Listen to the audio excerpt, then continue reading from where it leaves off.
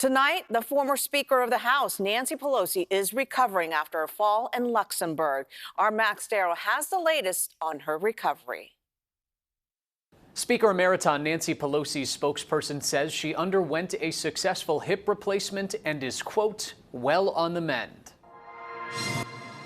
Speaker Emerita Pelosi's fall happened during a bipartisan congressional delegation's visit to Luxembourg to mark the 80th anniversary of the Battle of the Bulge.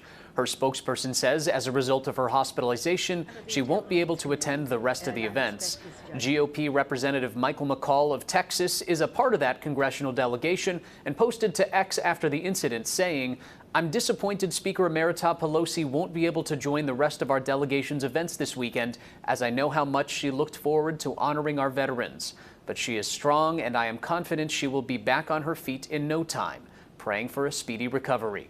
We have not heard from Pelosi herself yet, but her spokesperson released a statement saying, "Speaker Pelosi is enjoying the overwhelming outpouring of prayers and well wishes and is ever determined to ensure access to quality health care for all Americans." Pelosi, now 84 years old, was just re-elected to represent her San Francisco district on Capitol Hill.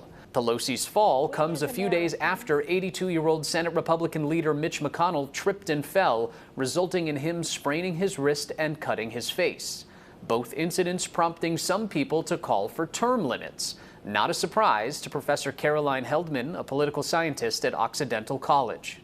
It would be great if we didn't weaponize age in politics. We've had a president who was in a wheelchair, for goodness sakes. Certainly, we should be talking about, in very specific, non-biased, non-ism terms, about what a job requires and whether or not that person can still fulfill their duties regardless of their age or their ability. Heldman didn't downplay the significance of Pelosi getting a hip replacement. However, and I'm assuming that having a new hip in no way, shape, or form is going to affect how she represents the people of California. I hope that, she does what Mitch McConnell actually has been doing, which is to not address, just ignore the ageism. Pelosi's spokesperson says she looks forward to returning home to the U.S. soon.